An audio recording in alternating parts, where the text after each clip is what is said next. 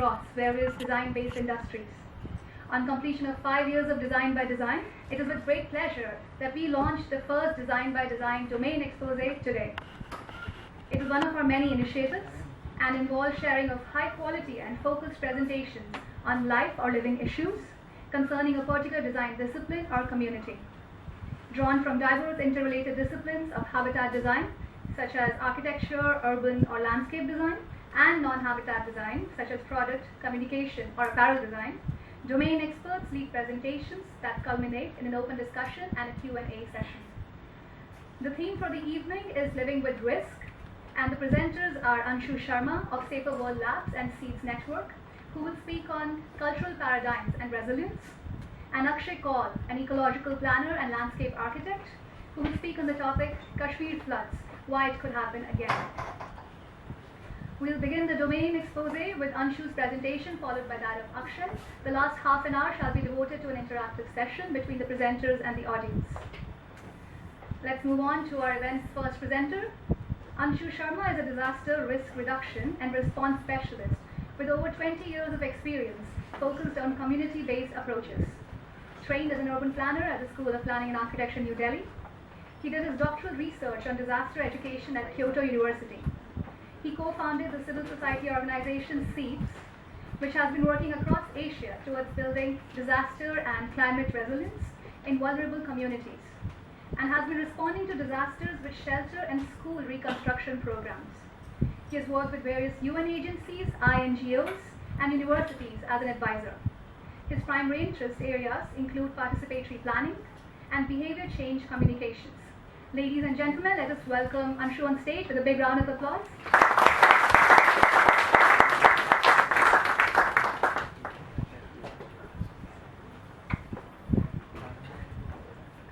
Good evening, ladies and gentlemen, and thank you, Swati and Shri and the organizers for having me here. And thanks to all of you for being here. When we started planning this evening, Akshay and I were talking about this common theme that we will pick on, living with risk. And though we were originally thinking more of buildings and architecture, which is a common interest area, but somehow the image that came to my mind, and I spoke to Akshay about it, was this image, which is from a village called Chhatapur in Supaul, which is a district in northern Bihar in the Kosi floodplains. And we've been working here for a few years in this region after if you remember, there were devastating floods here in 2008. So when I was there at this place, I saw these long stick-like things, and I was a little intrigued and inquired what they are. And I was told that's cooking fuel. And being from Delhi, the areas around here, we've seen those typical circular count-on cakes that are used for fuel. So I was like a little wondering how would you use this fuel rod? It would be rather inconvenient to cook food on it, or what kind of a chula would you have for it? And then I was told that this is fuel that has been prepared for the flood season, and they would normally cook in their chulas with small regular cow-dung cakes, but in the summers they would prepare these, and when the floods will come, then they will move to pre-designated higher land, and they will carry these rods with them, and they will be cooking with these for the few weeks that they will stay till the water recedes. And Northern Bihar does not get the kind of flash floods that we've been reading about in Uttarakhand or that struck Kashmir, but this is flooding that happens as there's a catchment area in Nepal. The floodwaters come almost every year, stay for a few days or weeks, and then they recede. And I thought this is a classic example of living with risk. And this incidentally is also an area where the schools don't have summer vacations, they have something called Baad Chutti, flood vacations. And that's already been decided by the education department that they will not close for the summers, but when the monsoons hit, when you expect schools to be affected by the floods, then they will declare the Baad Chutti, and education of classes or those periods will just be protected from the risk. So that's what triggered these thoughts on how people have been doing this for very long, and they have been living with risk, which is something that we tend to be forgetting with our new modern houses in cities and all kind of stuff coming up around us. And where are we losing this kind of a thought process? Now, coming back to where I come from, as Swati just introduced me, I'm an urban planner by training. I graduated from the School of Planning and Architecture in 1995, and that's when, with a few friends, I co-founded this organization called SEEDS. And 95 was the year when Delhi was hit by floods. The Kalindi colony area, right next to French colony, was underwater. About 125,000 people who lived in shanties inside the riverbed were all out on the streets, and they were living in these relief camps. And as freshly graduated urban planners, we thought we need to do something about it. So we invested in 3 very precious 35mm slide rolls, and we went around taking pictures. And while we were doing that, we spoke to people, and we started learning things about these floods in Delhi, and just revelations came after it. And we realized that though we had studied so much in 6 years of college about master plans and Delhi and all these zoning regulations and so on, I never knew that Delhi is protected from the Yamuna floods by a set of 7 embankments. 2 of these had in the past breached 20 years ago and had caused devastating floods. Model town North Delhi had been underwater for days, a lot of damage to property.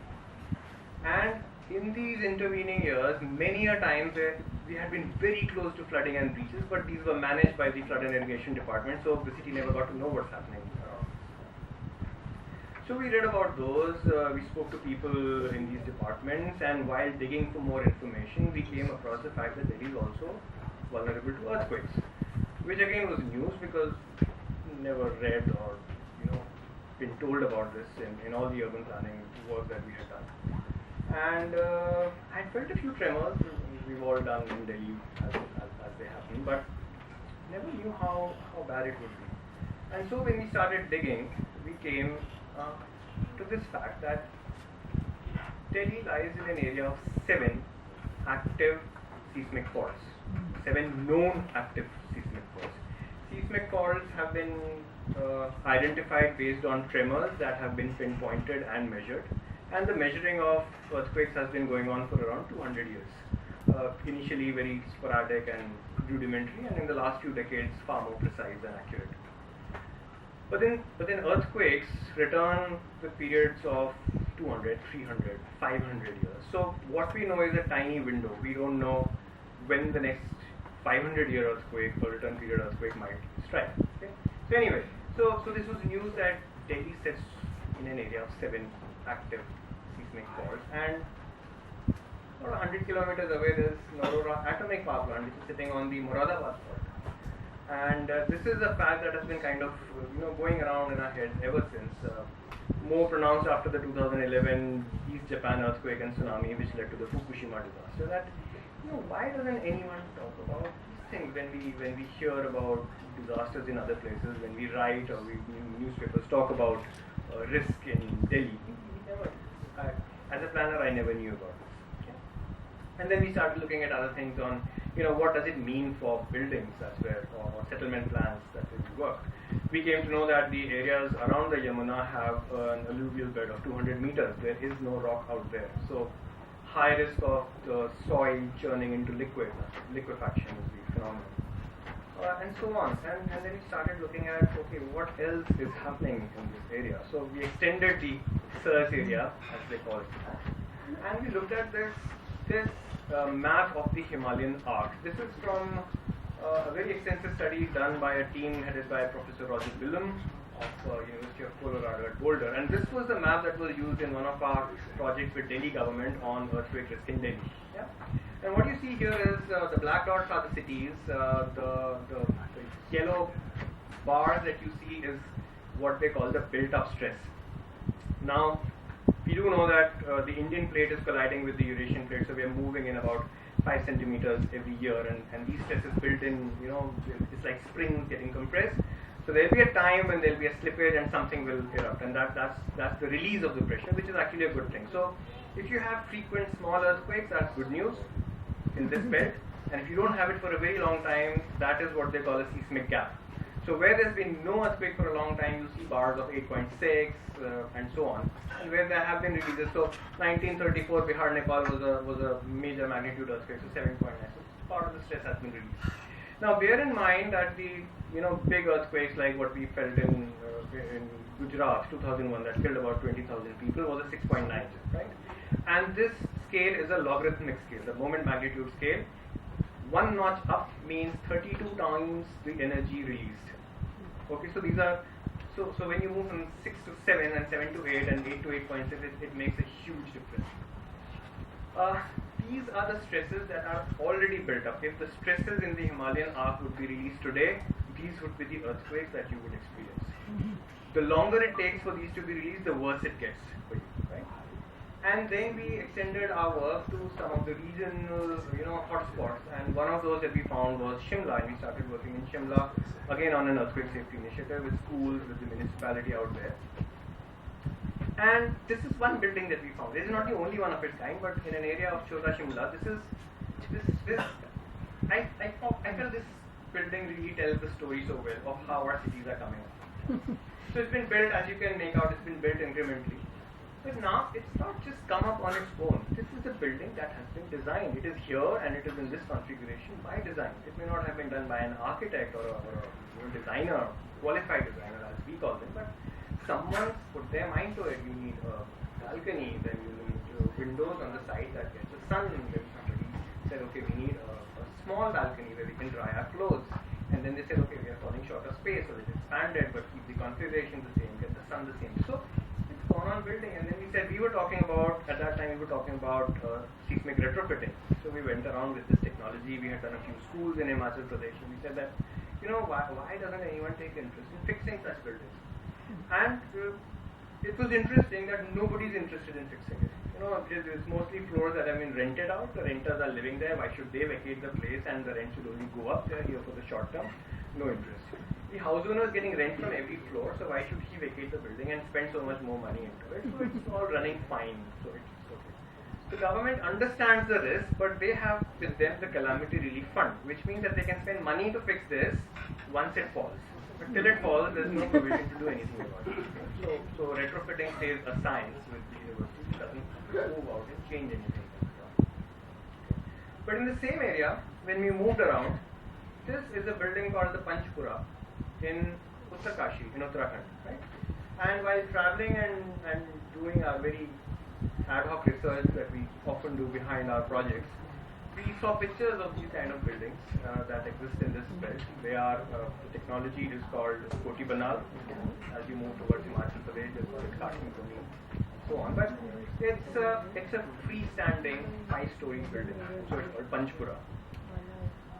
You don't find these kind of multi-story buildings in any case in this area. And this area was flattened in 1991 by the notorious Uttakashi earthquake. Again, 10,000 plus people killed in that. And this is the tallest building in the area, and it is 800 years old. So somebody 800 years ago knew that the area is seismically prone, and they knew how to handle it by designing a building which was a forgiving building. Right? Now we spoke of Gujarat, and the first base isolated building was a hospital, district hospital in Bhuj. And base isolated basically means that the foundations of the building are on rollers. So the base has been isolated from the ground, and when there is an earthquake, the earth will shake, but the building will roll over it, so it won't fall. And what you find here is isolation in every layer. There's stone, there's timber, there's stone, there's timber. So the building is going to move with the earthquake. There's a slight bit of slippage that will happen at every level, and it will forgive the earthquake as a forgiving design, and it will continue to stand. A 5-story building that has been standing in this area, and we've worked with agencies after the 91 earthquake there, and there's tens of thousands of buildings that were just completely wiped out. 99 there was a minor tremor, and about 20,000 buildings in the Chamoli area were completely, either destroyed or very badly, irrecoverably damaged. So now the thought process that emerged from this was that there used to be some understanding, some science, some design by design, which told people how to live with risk, how to know your risk, and how to design so that you can still be and living around it, right? Meanwhile, our works were going on. I'm not going to talk too much about our work, but a few slides to show what projects we were doing at Siege all these years. And this is my favorite picture. This is the first building we ever built in 2001 after the Gujarat earthquake. That's the house owner Rami Ben, and the first building was an experimental building. So eventually we did about 500 houses in this area, but this first, and people had to contribute for their houses, some contribution was coming from them. But this was the first building which was being done as a trial, so it was given completely free, and the local community decided that it can go to this woman who was a single woman living on her own in this village in Patan. And the way that we tried to do this over here was that wherever the houses had collapsed, they were rebuilt on site using the same stone. So using rubble, you pick the stones and you add some bits to it, seismic bands, a little bit of concrete, some reinforcement, some training to the house owners and masons on how to do it, and they built that. And we did quite a few variations, but one of our most exciting bits of learning was in Bihar, back to Bihar after the 2008 flood. And this is a house, it's a bamboo house. And over the years, we've got more and more enamored with bamboo and earth. Show some more images of that. So we're also trying to figure out how this needs to move out of this romanticized world of these houses that exist in these places, and how do they still become aspirational and compete with what's being marketed to people and what's killing these kind of houses and technologies all over the place. So this is a house that is built using a sickle-like tool which is called the dabia, and after the dabia the artisans who build it are called dabia mistris. And using one single tool this house is made. Okay? And this is an average house, but you can still see there's some kind of an intricate jali coming up at the top, and the amount of details that they can do with this one tool is absolutely mind-blowing. Beautiful stuff, beautifully resilient stuff, beautifully aesthetic and aspirational stuff that comes about. We tried to play with similar tools and designs in the Andamans after the tsunami. We tried to do some housing there because all the material was going from the mainland, which was being shipped, and these very cement concrete houses were coming up all over the place. Part success we found there. Then we tried to do this in Assam after floods as recently as year before last. A few hundred houses coming up there. And when we were in Assam, colleagues are here who went around and saw some of these places, we found further detailing of this. So now you have bamboo houses which have very high ceilings because there's a floor that can be pulled up using ropes and pulleys when the flood water starts rising, and then you can lower it down when the water recedes. There are floors that can be taken apart, and almost like refrigerator shelves, you have these notches, and you can decide what level you want your floor to be this flood season because you know the kind of water that is flowing in. You can even move it up and down as things move. So that started finding out these things. Again, something that my 6 years in college and then another 3 years in Kyoto never taught me, and that's what people were doing, and they've been doing for generations. In Assam, we found these houses which can be dismantled, loaded on boards, or even tied together, and they float, and they can be taken away during the flood season, and then brought back and erected, when things get better. And these are not jukis. The Bihar house, that house, when done, completely done with the plastering and everything, it looks like this. So it's fairly good. It can look fairly urban, and there are better variations that can, of course, be done if you have the time and intent and resources to do that.